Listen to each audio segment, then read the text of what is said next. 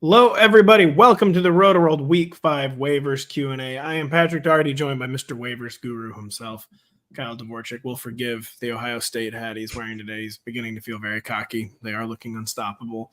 Mizzou will start looking unstoppable again this week, coming back ready and rested from our bye. Kyle, and speaking of buys are beginning in fantasy this week. We have 4 teams out. That includes the Eagles, a lot of fantasy studs on the sidelines, the Lions, the Chargers. I forget the 4th team, but good players are out. Waivers increase in importance. Injuries, of course, making waivers ever more important. You have your waiver wired live on the site right now. We're going to get to probably all these guys tonight.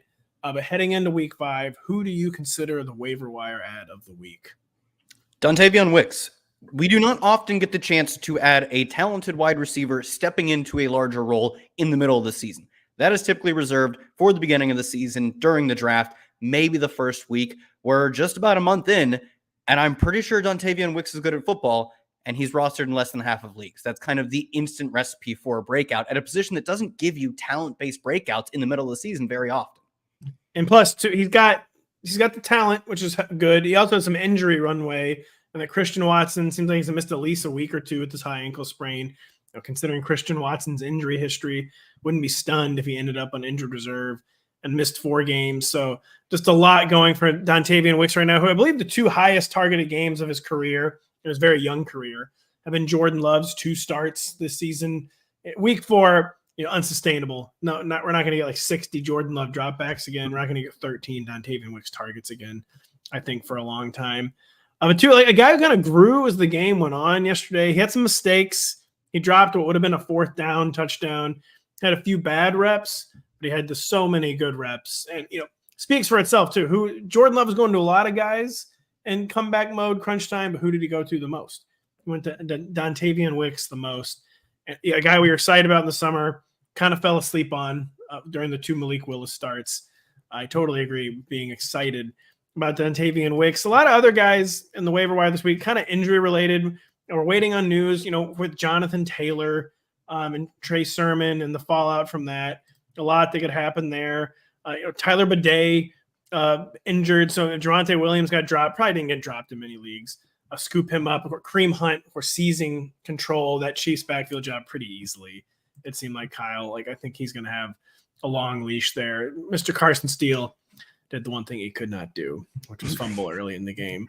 Well, CH is maybe coming back this week, and I don't know that he would come back enough to be a standalone fantasy asset, but just like is the case with any Chiefs running back situation, once you add another body to the mix, even if he's just getting a quarter of the snaps, 33% of the snaps, some of the routes, some of the carries, it's probably enough to make us frustrated about Kareem Hunt. In the same way that you correctly pinpointed, don't pin your hopes too high on Carson Steele going out there and dominating the work. He kind of briefly did, but it was such a brief fleeting moment. And you pointed out that that's such a fragile bet to make. I feel very similar with Kareem Hunt in that it's true. He's just not very good anymore. They picked him up off the street. He wasn't signed to an NFL roster to start the year. So the moment they add also not very good Clyde Edwards-Helaire, I just start to get worried that, it's a 35% snap share for Kareem Hunt. 8 carries, 9 carries is his ceiling. I still think he's one of the better running back ads this week, but this is more of a wide receiver week, if you ask me. It is. Perfect, really good points on Kareem Hunt. I'd say 8 to 9% of my fab. I think I had 10 or 15 Hunt down for him. I'm on board with your take as well. If you're really desperate, 10 to 15 is good because I think you could squeeze a few starts out of him. Agreed. And then, of course, injury situation to monitor with the Falcons. It seems like Bajan will play through his ankle injury. The Jaguars, it also seems like Etienne will play through his shoulder injury. The receiver, by the way, Darnell Mooney still under 50% rostered. Wandale Robinson, Xavier Legette, of course, another big one. That's like you said, it's a nice week for the receivers on the waiver wire. And we'll just start. No more beating around the bush. PBD OTC wants to know, add Dontavian Wicks, drop Christian Watson. I think we might get this specific question from a lot of people. We know we want to add Dontavian Wicks. Are we pulling the plug already on Christian Watson in fantasy? Slow start, huge alibi for that start, of course, and Jordan Love being out. But a guy who just has been hurt so much, it's not his hamstring, I guess is the only good news. Is hurt again, though. Is he a guy that Christian Watson, that we're looking to drop as the bye week crunch and the injury crunch mounts? Yeah, especially if Dontavian Wicks is out there. Think about if Watson misses, I know Ian Rapport said he is a candidate for injured reserve. It could, I think his words were, this could land him on injured reserve. To me, that doesn't lock him in to be on injured reserve and miss 4 games. But like, I'd set the line at 2.5 and maybe take the over on games missed. If you're getting 3 full-time starter games from Dontavian Wicks, I think that's worth more to any fantasy roster right now than the long-term hope that Watson comes back, is as good as he's been in now kind of the distant past, and gets a full-time rollback. I think there are too many things you need to have go your way if you're holding Christian Watson as a, quote, dead roster spot for weeks on end when a guy like Wicks is out there. He's a classic assumptions player, Christian Watson. You put it very well. And Christian Watson, listen, if you drop him and he gets back on track later, just re-add him. Maybe you won't be able to re-add him, but I agree. It's one variable too many at this point for Christian Watson. Nate, too, wants to know, is Dontavian Wicks, say it's not fab, and it's just like a rolling, waivers tiebreaker order, will you use the number 1 waiver priority on Dontavian Wicks? Because like you said, you don't really get a talent-based breakout a lot mid-season, especially in week 4 or 5. If it happens, it's usually in the first week or 2. Should you use the number 1 claim on Dontavian Wicks, or should you use that for like a plug-and-play RB1 injury type of situation? Yeah, I mean, I think the only maybe argument would be Trey Sermon. I think plug and play, not RB1, but he would get the bulk of the work in a backfield that has been relatively valuable. If you're desperate at running back, I mean, maybe Kareem Hunt too, if CH doesn't end up playing this week, I do think it'd be a good 1 or 2 game stretch from Kareem Hunt. But there's a very real chance Dontavian Wicks goes out there, balls out, and just doesn't give the role back. Like, good players can force their teams to not take them off the field. That's the long-term upside I'm looking for. So I would have to be desperate at running back for Wicks not to be my top wide receiver or my top overall ad. Well, I don't even mean this week. So Wicks is the top ad for week 5. Do we use our number 1 waiver claim on Wicks, or do we just wait for that theoretical in the future injury? Is kind of what I meant, like a plug and play RB1 situation. I think this is it. I definitely think the plug and play RB1, like the Jordan Mason, will go down as the most valuable waiver wire pick of the season, I assume. The reports on CNC just never. They're getting worse. They haven't had a good report in a while, I'll be honest. The Germany one was kind of good, even though it was mysterious and weird. It was kind of good. It's been since been undone by the news that he's battling 2 Achilles injuries instead of just 1. Yeah, I don't think we're going to get another Jordan Mason type of ad. Mason, I do think, will be the best waiver wire ad in hindsight. I don't think we'll get that kind of ad again this year. I mean, by me saying he's going to be the best ad. And if we do, there are a lot of weeks for it to still come down the road. It's a two in the bush, 1 in the hand kind of situation. Oh, yeah, 1 in the hand is better than 2 in the bush. I agree with you. I was going to use the same phrase with Wicks. That it's also like 1.8 in the hand. Like, Jordan Mason's going to end up producing more fantasy points than Wicks, but this is a really good opportunity to get a breakout. It's not a lock. Like, I think once Mason was the starter, he was pretty much guaranteed for a lot of fantasy points, but this is as good of a bet as you're going to find in a rolling 1 month period in terms of the waiver wire ads. So I wouldn't hold on to the number 1 priority really in almost any scenario. By the way, I love a Zoomer using an idiom, actually. Kyle, he's an old soul. He's a wise soul. Not a question from Michelle. She's just a longtime viewer of the show, saying she needs at least 30. Oh, no, it is a question. We need to sit one real quick. We'll answer this one quickly, Kyle, since this is just for tonight. Sit Gibbs, Achan, Hill, Tyreek Hill, or JMO. And we'll help out Michelle real quick. I need at least 30 points. I assume at least 30 is like from the combined group, which is good because this looks like a combined group for 30 points.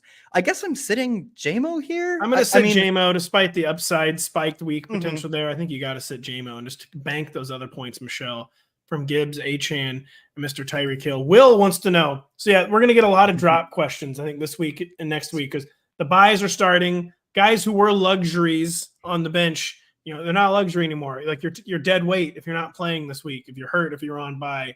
We can't keep every Ty Chandler around forever. And Will wants to know if he can drop our glorious king, Ty Chandler. I love Ty Chandler, but is he droppable, Kyle?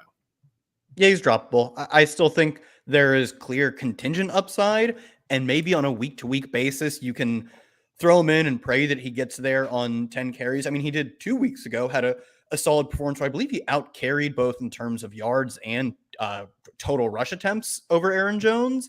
That does not seem like the norm, obviously, but there's maybe some RB4-ish playable bye weeks are starting, running backs are hurt, kind of potential with him. But do you have to hold on to him? Not at all. Like, I would take Wicks over him. I think there's a decent argument to take Trey Sermon over him. He's more in that Tyler Algier zone where he's maybe not quite startable, but he's not necessarily cuttable. But Algier feels like the better version of that kind of bet, and he's out there in a lot of leagues too. Yeah, Ty Chandler's the classic guy. You can concoct reasons to keep him, reasons that he should be rostered, but it's just the time of year you can't keep everyone who deserves to be kept, and you have to start cutting people loose. A longtime viewer of the show, Elia, sorry, Elia, I don't know how to pronounce your name. 12-team Superflex League. Would we be shopping Drake May right now and maybe scooping up Joe Flacco? Anthony Richardson seems genuinely 50-50 to play this week, but we're getting mixed signals from the Patriots and Drake May. They're not actually mixed. They keep claiming he's not going to play. Is this time? Yeah, the mixed signals are they continue to insist Jacoby Brissett is their starting quarterback, and Jacoby Brissett's play continues to insist that he is not a starting caliber quarterback. No. And those two signals can only coexist for so long. I mean, I do think a lot of other teams, Jacoby Brissett would have been benched now, and the Patriots are being more stubborn than the average team. Do I think they can be so stubborn as to continue to just completely futile effort trot out Jacoby Brissett, who just is not going to, he's hardly going to survive behind this line, let alone produce a watchable offense? No, I still don't really think he's long for the starting world. If I have the roster spot, I would hold on to Drake May. I would not cut him for Joe Flacco. But do you have to hold on to Drake May, even in Superflex? Another guy. You're going to start needing to add some flex plays like Wicks, like Sermon. Bigsby might be a guy you need to add as a flex player or a potential RB2. If you need to add those guys, Drake May seems like a candidate that is reasonable to cut at this point because they are being stubborn. He's not starting this week, maybe not next week.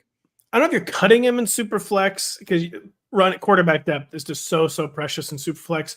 I will say this is probably as valuable as Drake May will ever be in your Superflex league, where he's still an unknown commodity. We haven't seen him struggle yet, and we know he's going to struggle in this situation. Where like the concept of Drake May might still be pretty appealing to like some quarterback desperate people in your league. So I do like shopping Drake May. By the way, I understand the Patriots' argument for not playing Drake May. Like, why would we throw this guy into the fire? Like, dude, it's like pretty much unprecedented for a team to just kind of like when a team muddles through a season, it's because they know they're going to draft their franchise player the following spring. You can't do like this get through the season thing when the guy is already on the roster. Like, even if it's a really bad situation, a really bad setup, you just can't do that. Yeah, like, what do you think one first-round tackle next year is going to make the difference between this team getting him killed and not? Like, no, it is not. And we see so often that, it's all of these, the situation was so good as it turns out in hindsight. In foresight, there was no way to know that the situation was good. And you've harped on this point a lot. You know what makes a situation look really good? A really good quarterback. If Drake May isn't good, the situation will turn out to be not very good. If he's really good at football, we're going to look back and say, like, it turns out they had a little juice in Tyquan Thornton. Now, Hunter Henry had a real career resurgence in 2024. We'll look back and say it wasn't that bad. We won't say it was great, but that's what good quarterback play does. And he's either good or he's not. I'm with you on this.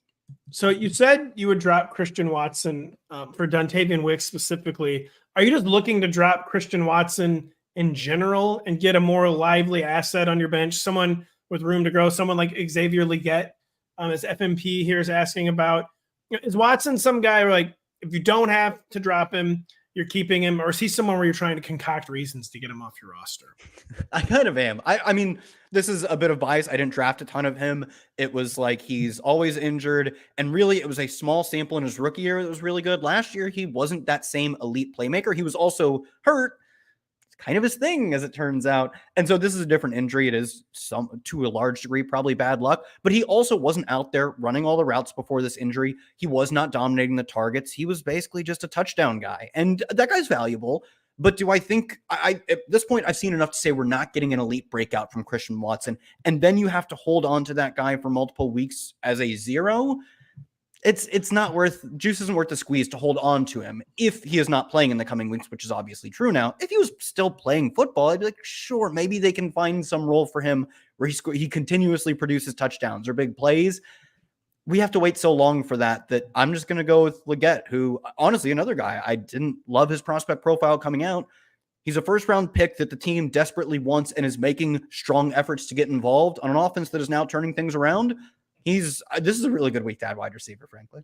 So Watson, hamstring injuries linger more famously than basically any injury. Maybe second might be high ankle sprains, like the most prone to aggravation. And there's so much target competition in Green Bay. I just totally agree with your take that it's getting less and less likely we're going to get like a legitimate wide receiver 3 campaign. Is juice worth the squeeze an idiom? Can I get extra credit for? I just wanted to point that out. That it is. Yeah, Kyle's acing the test. What percent of your fab? You're talking about receiver week on the waiver wire. What percent of their fab are we using on Josh Downs? A lot of variables there. We don't know who's starting at quarterback this week or in the near future. Could still easily be Mr. Anthony Richardson, who seems to be poison for these kind of like short to intermediate type receivers, and Josh Downs and Michael Pittman. So what percent of our fab are we using on Josh Downs after 2 pretty solid games to begin the year for him? Yeah, he's got like a 29 and a 33% target share in his past 2 games. He had, I think, 8 catches this week, albeit a lot came with Joe Flacco. And I think the point you hit on is crucial, that unless it's a long-term injury, which it does not appear to be the case for Anthony Richardson, the moment he steps back in the lineup, he is just not the quarterback who's going to find success with specifically a player like Josh Downs. I think we could get a good start or 2 out of Downs. But the moment Richardson's back in the lineup, Downs is a fringe, frustrating flex player. And that's not someone I want to, shoot off a lot of fab on it. 15, I would say %. I think he's good at football. I might go lower than 15. I might honestly think he's good at football is the problem. I actually think he's really good. It's going to be a struggle for that to come through in the box score. I do think good players sometimes find a way, so I want to be adding him, but you're probably right to keep me in check. 15 is like the tops. I might just say 7 or 8, and if you win it, great. If you don't, you're saving that for the next running back injury. Chad is here every week. Chad, maybe a bit of a galaxy brain question here, but he's wondering if the downgrade at running back for the Colts could actually fix Anthony Richardson. I think with the assumption being Anthony Richardson's going to have to run more if Jonathan Taylor's out. But yeah, Chad also highlighting the fact that maybe he won't be running as much since the second he ran on Sunday, he got hurt again. It seems like every time Anthony Richardson runs, he gets hurt, which is crazy since he's so big. Why when he gets hurt, do they call I don't know. I don't know if it was a read option or it was just straight up he's faking the give. But why are you calling a designed run? Well, I will say this, because listen, man, he's in the game. He's either in the game or he's not. I think honestly it was maybe the coaching staff testing him to be like, dude, all right, you said leave you in. I really like, all right, dude, you say you want to play, you're going to have to do the things we want you to do. And then they basically tested him and he couldn't. I need this spirit with Taysom Hill. You get angry every time Taysom Hill goes out there, but he does his job. I'll tell you, damn it, he does his job. He goes out, he scores 2 touchdowns, and he explodes. And you get mad when they do that. But when they do it with Anthony Richardson, you're like, that's a little different when you're playing every snap. You got to either be healthy or not. So I think maybe they're testing Anthony Richardson. I don't think the downgrade at quarterback or running back will help Anthony Richardson, though, because then it's just one less thing for the defense to focus on. Totally. I think it's probably actually quite bad for Anthony Richardson. And, they're saying it's a mild high ankle sprain for Jonathan Taylor, but good luck with that. I think it's a high ankle sprain for Jonathan Taylor. Yes. And that is very bad news for Jonathan Taylor. I'm going to scroll through here. I'll look at the question. We got a lot of questions here. Sorry. Here's one from Mr. Long name. He's wondering if we would trade Kyle Pitts for Eric All, half a bag of Lay's potato chips and red Gatorade. Kyle, basically, are we getting anything we can take? Are we taking anything we can get for Kyle Pitts at this point? A zero ball, as you said, as you like to say, 106 yards through 4 games, says you have to catch more than 3 passes. It's a horrible position league-wide, but Kyle Pitts is one of the faces of the struggles. Are we trading him for whatever we can get? Yeah, I mean, I don't really think I'd take Eric All, especially since in this context, you're not getting one of the good Gatorades. Like the Gatorades are clearly yellow among the top. Arctic Freeze, the blue one at the top. No, Glacier Freeze. Sorry, Glacier Freeze. Yeah, Arctic Blast, I believe, is like the white silver one. It's not as good. Actually, I think that's just recolored red too. I think they just put white dye in it. But to your point, like so Tucker Kraft or Kyle Pitts rest of season, it's like clearly Tucker Kraft. And Tucker Kraft is a 15, I think, or 14% waiver wire rostered guy. And he's clearly a better bet rest of season than Kyle Pitts. That's the point we're at. Honestly, we're not too far off from Eric All being a trade candidate for him. If you are genuinely looking to trade Kyle Pitts in a tight end swap straight up, I think Tucker Kraft's actually a really good bet because he's young, he's a good athlete, he's getting on the field a bunch on an offense we generally want to be picking players from. And I think people's priors on him is that he was a backup last year, but that's just not the case anymore. So yeah, Kyle Pitts is definitely a trade on name value guy. I mean, maybe like his value is maybe will go up slightly next week when he catches more than 0 passes. I'll say, yeah, with Kyle Pitts, this is definitely the low point. I know that's famous Is last it? words with Kyle Oh. Pitts, but yeah, I mean, to be out targeted every single week by Darnell Mooney and Raymond McLeod is not Sickening. a great indicator. It is sickening. As we said, though, it doesn't even look like he's like that fast anymore. No, the thesis, and I think it played out as a rookie was that, okay, well, he's too big for these smaller slot corner types to guard, but he's too fast at his size, and he was really fast at his size for a linebacker to guard, and now he is way too slow for him to be trouble for a linebacker, but he's also too large. Like it just highlights it helps to have a position when you're in the NFL. It helps to have a position. Michelle's wondering, she must be in a shallower league. Sounds like Xavier Worthy is available. Should she sell out for Xavier Worthy, or should she try to trade for someone fantasy managers are frustrated with, like Amari Cooper or Devontae Adams? What do you think? If Worthy's out there, I'm kind of selling out for him. I get that he's not going to be a high targets per route run player, even in the context of Rashee Rice being gone. But he is someone where, like, and you look at their receiver room, they're going to build a whole offense out of Travis Kelce. But when you look at their receiver room, what are their options? And there just are not options. They have, and the thing is, it's not like there's unknown upside waiting out there. Like, oh, they had the 6th-round rookie who could maybe step into a role. They've got some guys who have been needing in large roles to finally break out. They have Juju Smith-Schuster and Justin Watson and Mecole Hardman, guys who they themselves have tried before and have gotten nothing out of. So I would unload the clip on Worthy as far as waivers go if he's out there. Do I want to trade for Amari Cooper? You know what? I want to trade for Amari Cooper because he is going to get so many freaking air yards when Jameis Winston is in there that I'm in. Xavier Worthy, by the way, you're leading the Jameis Winston bandwagon. I kind of am. Although it will be a fiasco, by the way. I just think it'll be less of a fiasco. Be a fun one. Less of a fiasco, yeah, than what's going on. And certainly more life-affirming than what is going on right now. Xavier Worthy, I would say the Chiefs are trying to have their cake and eat it too, and they just can't do that anymore. They're going to have to play the kid like a real receiver. And I think that, yeah, better fantasy days. Even if it's kind of like a Dontavian Wicks week 4 on steroids where he's like, oh, man, why did he just bat that ball into the air for some reason? Like, we're just going to get a lot more targets for Xavier Worthy. I mean, that's what happened with Xavier Legette, too, is he had some bad drops last week, but they kept going back to him. And when he actually caught the ball, he did good things with it. So, to your point, you're going to take your lumps with Xavier Worthy, both if you're the Chiefs, because he's a young, somewhat raw player, and in fantasy perspective, his production is going to be spiky. But for a waiver wire ad or for, I don't know if I can play this guy in my flex, spiky's fine right now. The Chiefs are going to make a receiver trade, but it's just going to be like the past few years. I think it's going to be a lower wattage one, like Darius Slayton. Maybe Treylon Burks, man. Treylon Burks has Chiefs healthy scratch in the playoffs after trading for him at the deadline written all over him. Healthy scratch in the divisional round after he loses a fumble in the wild card round. Yes, Treylon Burks. Hypoglycemic has Tony Pollard on bye this week, has Derrick Henry in the other slot. Congratulations there. Put in Justice Hill. It's a ride with 2 Ravens running backs. Or try to get crazy on the waiver wire, add Kareem Hunt, Trey Sermon, or Tank Bigsby. Basically, should they be using Fab or just kind of rolling with the 2 Ravens this week?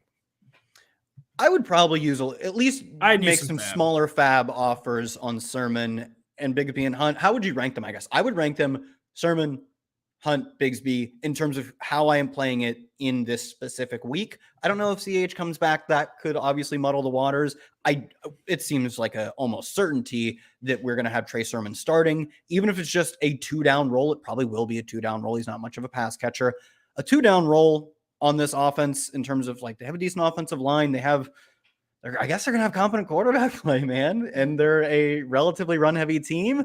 That's really good for Trey Sermon. So I would probably, you don't have to break the bank for him because it is just a short-term 2-down type of guy, kind of like Cam Akers. But I do think that's kind of the bet you want to make as opposed to Justice Hill, where you are just praying he stumbles his way into 6 catches. He's done it twice this year, but when he doesn't do that, he gets you 2.6 fantasy points. I think he has to go to the waiver wire. I agree with you there. You can't really be banking on Justice Hill. I would honestly still add Kareem Hunt over Trey Sermon. You made so many good points earlier in Kareem Hunt, or this might just be a week-to-week thing, but he didn't have much trouble blowing by Carson Steele and Samaje Perine. I mean, CEH, only thing we've ever gotten from CEH is disappointment. Even though Kareem Hunt faded so badly down the stretch for the Browns the past 2 years, I do think Kareem Hunt will probably hold off CEH. I guess you could argue that Kareem Hunt was available in the summer and they thought CEH was better. But CH was, CH was available, as in he was a free so agent. it's not cut and dry. I'd take the guy who just was the lead back on the twice defending Super Bowl champions on Sunday, though. I'll put it that way. That's fine. They're claiming it's the lowest high ankle sprain ever for Jonathan Taylor too. Joseph Garcia. A lot of people have the Colts on their mind. Are guys like Flacco and Trey Sermon worth holding if the starters can't play this week? If not, would Tank Bigsby? So it kind of is basically viewing like the long-term view here on Tank Bigsby versus Trey Sermon. Who do you think is like a better 3-week ad as opposed to some 1-week ad for week 5? I still get rancid vibes from, it's the lowest high ankle sprain ever. It's not good. It's the same ankle too.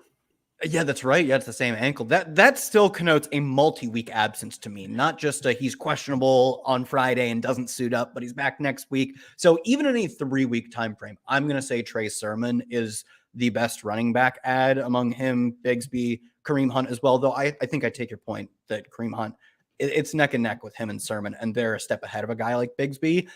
If you want, who do I think scores more points in week 15, though? If you really want to take the long-term view, I actually do think that guy is probably Tank Bigsby. We have someone very anxious for us to answer this question, by the way. So Emmett wants to know, should they trade Cortland Sutton and Alan Lazard for Bucky Irving?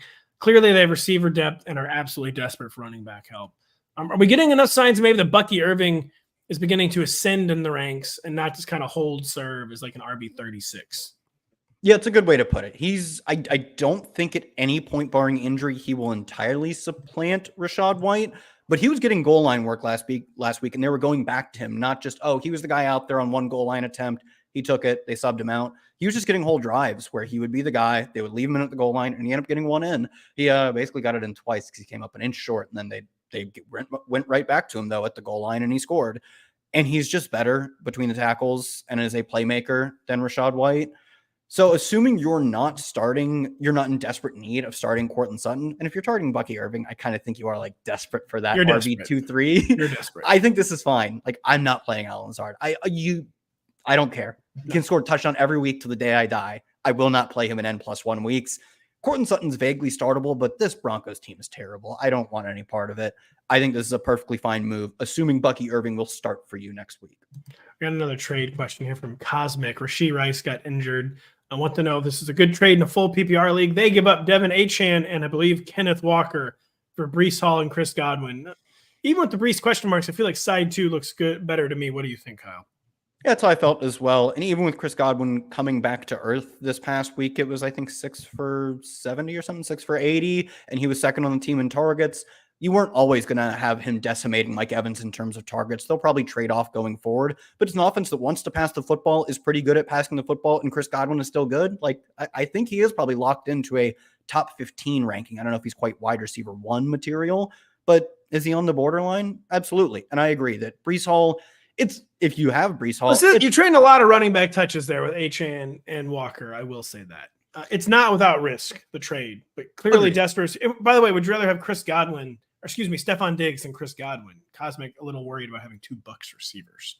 Would I rather have Stephon Diggs than Chris Godwin? I think I would still take Godwin over Diggs. That's close though. It might honestly be worth diversifying there, even if we're ranking Chris Godwin and just not placing such a large Bucs bet every week in a redraft league. But Cosmic, I think we'd probably I don't know. You should explore some more deals, Cosmic. I think I'll say that. You have to take a side. Take a side.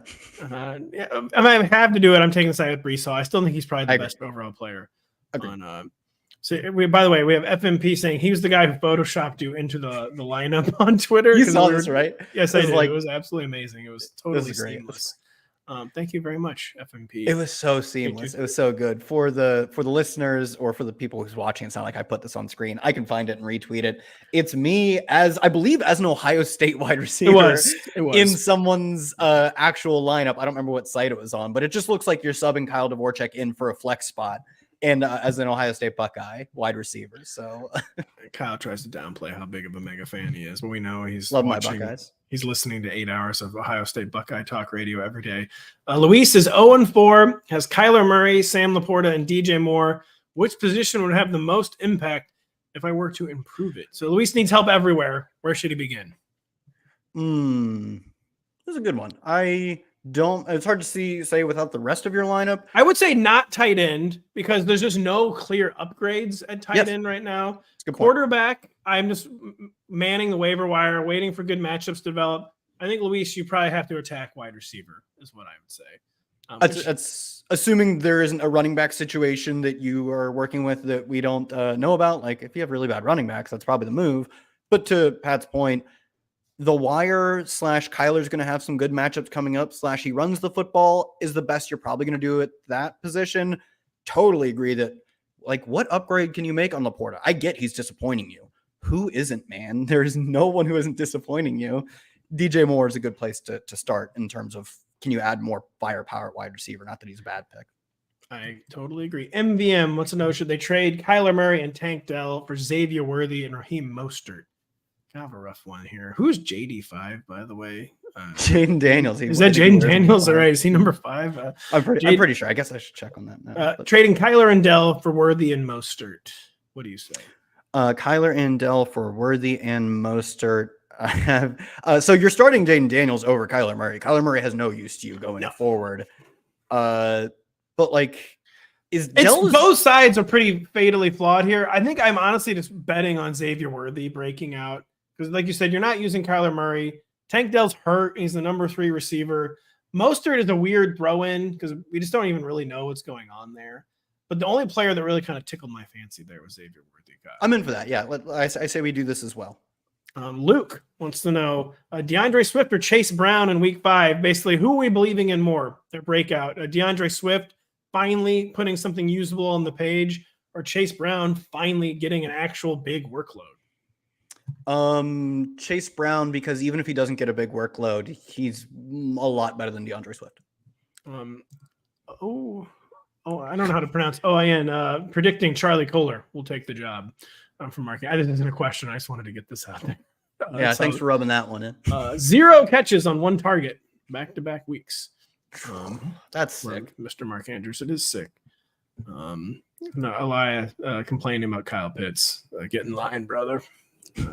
Although I've never once drafted Kyle Pitts, I will say. So paid off to not be a Zoomer there. Oh, sorry. This is another one. Pitts pointing out about Pitts is in a bad situation. Kyle, everyone's talking about Trey Sermon when it comes to the Colts backfield.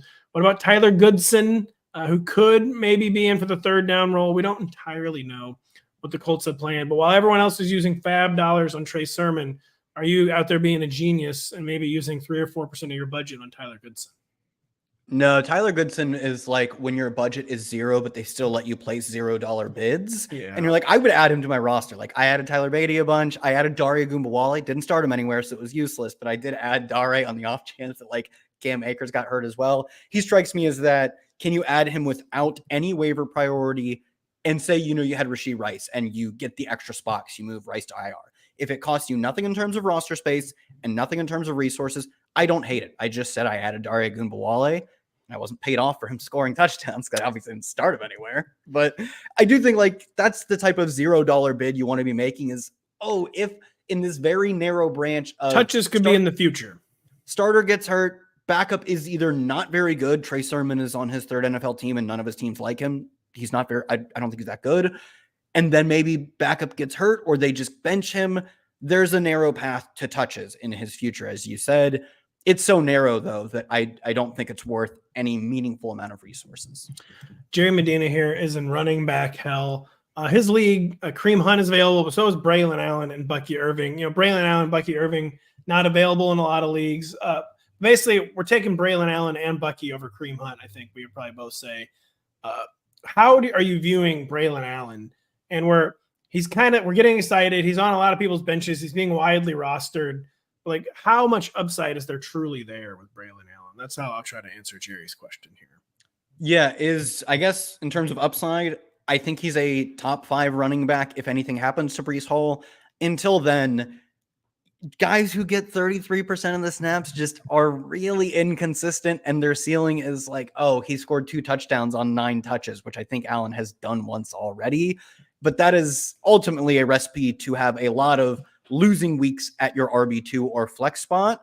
Whereas Bucky Irving is just like, I mean, he's a 50-50. He's a committee back at this point, and he's a very talented, it looks like, at least committee back. So I would prioritize Bucky Irving. The only reason he didn't make the waiver wire column is he's rostered in just over half of Yahoo leagues. I gave him a mention, but I don't want to dive too deep on a guy that's not available in most. I think he is up there for, you could empty a lot of fab on Bucky Irving because you're getting RB3 numbers. He's still a committee back. He's still not the primary passing down the back, but he's a usable fantasy player on a week-to-week basis who could just be good enough to completely relegate Rachaad White to a passing down only role.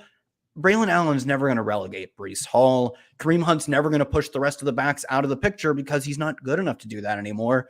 Bucky Irving could just be that guy, and he has a path to realizing being that guy. Braylon Allen's really good too. You just don't get to push Breece Hall to the side. So Bucky Irving, you can unload the clip on. He is a very strong ad. He's rostered in over half of Yahoo leagues. I didn't mention him. I agree with that analysis there. I'll boil this question down to: would you drop Khalil Shakir for Dontavian Wicks? Khalil Shakir picked up an injury in week 4. It doesn't seem serious, but we're trying to find the line here for Dontavian Wicks. You're dropping Khalil Shakir for Dontavian Wicks. The line is somewhere north of Shakir because I would drop Shakir for Wicks. Wow, really? The Bills have to throw at someone. They don't have to throw. I guess they did last night, but for the most part, they don't have to throw. They're a good team. It's true. Also, like, what even is like the good outcome with Khalil Shakir? That's like a classic way. Like, okay, what's a huge Khalil Shakir week? 6 catches for 73 yards and a touchdown. Yeah. I guess I'd move on. Someone who is in desperate need of running back help, wanting to know if they should unload Rashid Shaheed, DJ Moore, Brian Thomas, or Devontae Adams. There's a lot of different angles you could take here. Should you try to sell high on Brian Thomas? Because like if this is his ceiling, it's great. But it's not like amazing, or should you try to get cash in what remains of Devontae Adams as brand value? Who are we telling the tally master to trade for running backs? I think for me, it's definitely not Brian Thomas because he's a young player who's really good at football. He's ascending. Probably not Brian Thomas. Yeah. It's like you also wouldn't get equal value just because his brand is not like that widely known and strong yet. So he's a hard guy. He would be a really hard guy to get equal value for, Brian Thomas. Like, I think he's going up in terms of value, as in he will be more valuable next week and the week after that and the week after that. And it's in part because people don't know who he is. So he's got a lot working against him in terms of what you can get for trade now versus what you can get in a month. Versus Shaheed, he's, I think, peaking at efficiency right now. As we saw, there's some valleys. 2 weeks ago, he didn't catch a pass. He was back on the board, not with touchdowns, but just with a decent fantasy performance. He's really good. I think he's really good at football, but what is his ultimate ceiling is very much like the Khalil Shakir. It's more Khalil Shakir on a week-to-week basis on steroids because he can actually just bang out that 50-yard touchdown. But it's just a struggle for me to see him continuing this efficiency, especially with the Saints offense very, very quickly. I don't say getting solved. I still think they're going to be a good offense. No, they've been solved. I mean, it's Derek Carr. It didn't take that long. Yeah, we got very spoiled with how good they were through 2 weeks. So to me, it would be him or DJ Moore because Caleb Williams doesn't look very good, man. No, this is not a question. This is a comment from Elia that Isaac Garundo was fun until he fumbled. Yep, that was a classic. Second one. Well, see you next year, buddy. Not a good fumble for Mr. Isaac. Yeah. Alpha wants to know, what is our opinion on holding Alexander Madison and Roschon Johnson, or going out and getting some of the guys, the waiver wire heroes this week, Trey Sermon, Tank Bigsby. He's hoping CEH takes over. Yeah, I mean, Madison, what do we tell people about him? What do we tell people about Roschon? He still had an okay game yesterday, but DeAndre Smith finally had a great game. Yeah, there was a report from Jeremy Fowler that, they're giving Roschon the extended look this week. And I agree in the sort of that sentiment came from the fact that DeAndre Swift is really bad and they want to stop having DeAndre Swift involved. The problem is the alternative is Khalil Herbert, who they just hate. I actually think he's really good. They don't seem to think that. They do just hate him. I don't believe he didn't even get a touch yesterday. Yeah, I don't think he got a snap at it even. So they don't view him as an option. The only other option is Roschon Johnson, who's just kind of speed run the David Johnson Samaje Perine career, where he's big but only catches passes. He never got the early part where he could be a 2-down thumper. So he's not good enough. He's not explosive enough. He doesn't avoid enough tackles to be anything other than a committee back as much as the team wants to try other options. It's hard to go away from DeAndre Swift entirely when that means you go to Roschon Johnson entirely. So he's another, what do you win when you win? I don't see him as ever being a 3-down back. Whereas, a guy like Sermon for 1 or 2 weeks, he actually might be. I struggle to see Roschon being much of even like dominating 2-down work. Tank just seems really good. Man, but when you mentioned David Johnson, I got the Vince McMahon. He was special. Dude, he was like the first sleeper I ever hit on as a child, and it did something for me. It's special. He was special. David Johnson was special. FMP here. So it's about Brian Thomas Jr. because we're talking about getting equal trade value for Brian Thomas Jr. and how that might be difficult. He's quietly 12th in the league in receiving, 275 yards for Brian Thomas. Would you flip him for one of these injured Rams superstars, Puka Nacua or Cooper Kupp? Apparently the same guy has him and is 0-4, so desperately needs a body. Are we going to try to sell high on Brian Thomas for one of these injured Rams? There was a report recently that Puka's out for like another month, they were saying, which isn't crazy. He's still got at least another two weeks. What did Greg Rosenthal know, and when did he know? When did he know it? When did that man know it? To be fair, he did share it. He shared. He couldn't tell us what he knew. But just telling us that he knew something was enough for me, honestly, not to draft Puka. I'm not even. It was too late for me. I was like, I've already drafted him. Look, I'm 300 best ball drafts deep, taking him at 100 of them. Oh, yeah, best ball. I mean, I don't even remember my best ball teams. Like, who cares about that? Not real football. But I still have my main home leagues draft. I'm all right. Home leagues, I'm not getting Puka. I need to know when we drafted the Rotoworld draft. It was near the end. It gets later and later every year.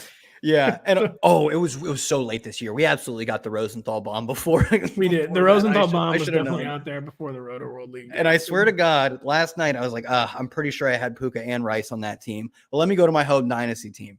All right, that's a Puka and Rice team. Let me go to my home redraft league. That's a Puka and Rice team. Every freaking managed league I have, specifically the Puka Rice combo. If you are not starting Brian Thomas, and to bring us back to this question, I actually think you could trade, like if he's not an immediate, I am starting him in the flex or wide receiver 2/3 every week. Kupp will probably come back and outscore him by a meaningful amount whenever he comes back. If you at all need him, though, he is probably a big gap between your wide receiver 3 and your wide receiver 4.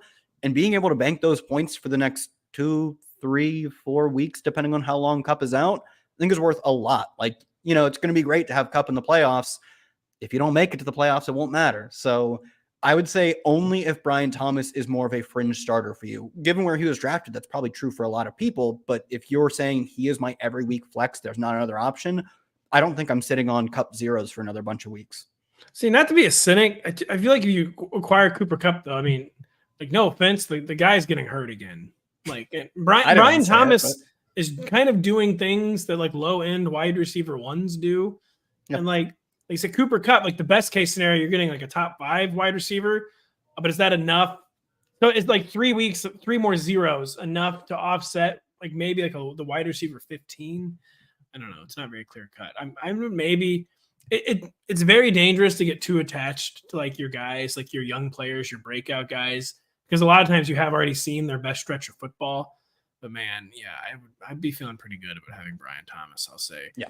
I think you're going to say no to this one. Nate is wondering if you would trade Nico Collins, bet that he's already had his best month of the season, Nico, and throw in Terry McLaurin for CeeDee Lamb in a PPR league. No, I think I'm just taking Nico Collins pretty cleanly over CeeDee Lamb rest of season. Not to say CeeDee Lamb isn't a wide receiver 1 rest of season, but Nico is just the wide receiver 1 rest of season. That is the thing where it's just like, I feel like it's just even odds between Nico and CeeDee Lamb at this point, because CeeDee obviously could very easily finish ahead of Nico.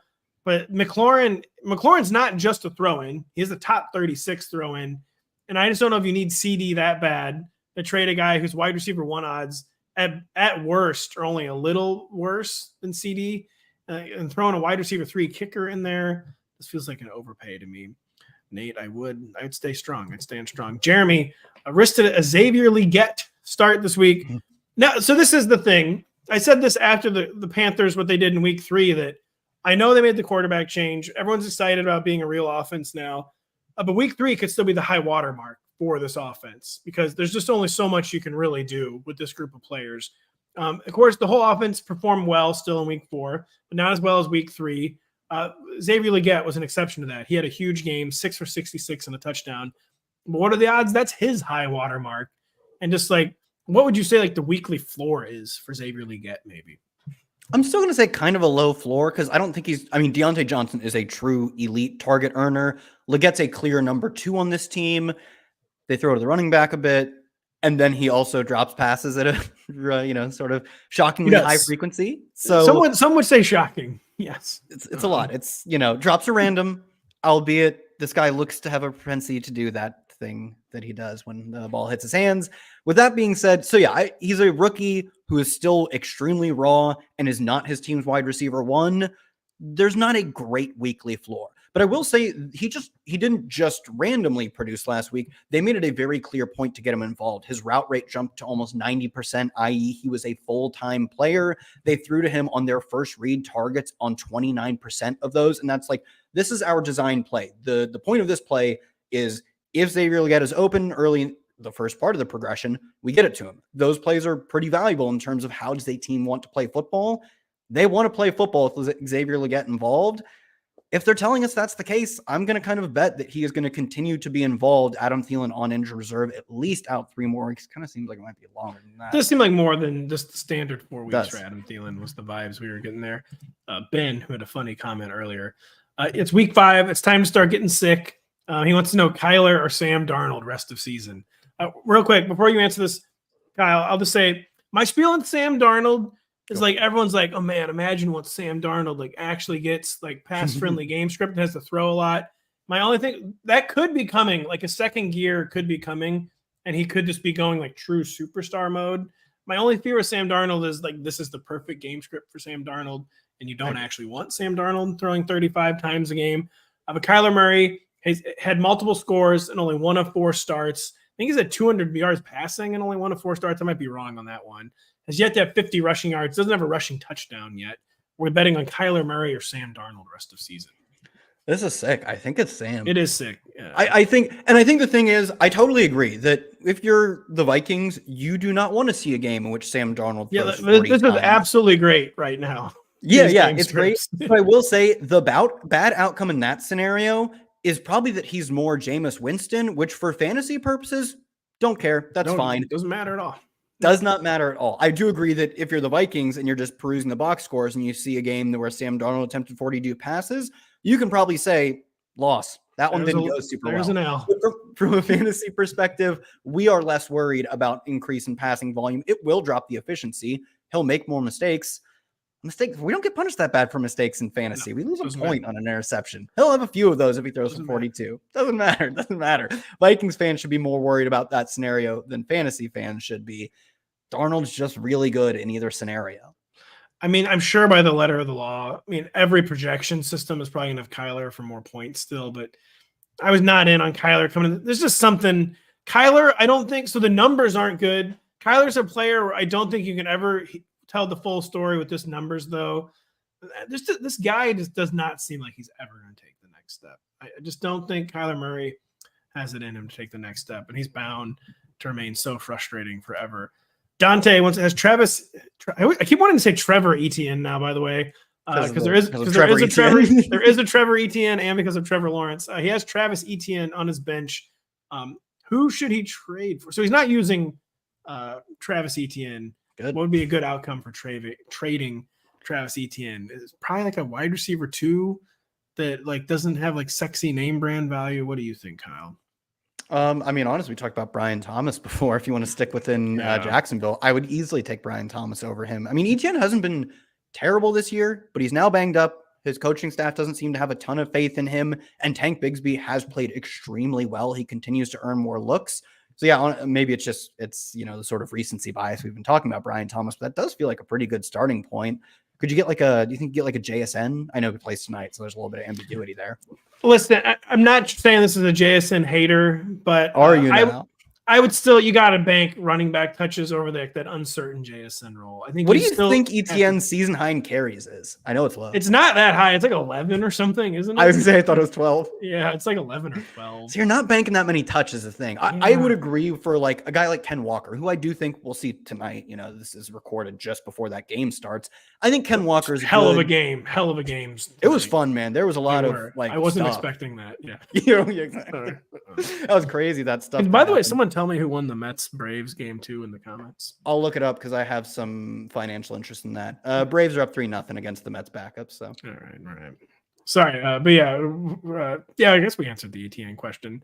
Mr. Qatari wants to know, by the way, should they bench Amon-Ra St. Brown or Tony Pollard for JSN? I would say no. What say you? I would personally bench Pollard for JSN, but I'm mostly indifferent. If you want to stick with your starters, that's fine. Pat, you could break a tie towards Pollard. But I mean, Pollard's seeing most of the between the tackles work. The snaps and the targets still sometimes indicate that he's more of a committee back, and they're not that good, but their opponent is also really bad tonight. So I would take JSN over him. Also, I say this as a pro JSN bias guy. So. Yeah. Pro Ohio State bias guy. I'm just pro ending the show on time guy. Unfortunately, we are out of time.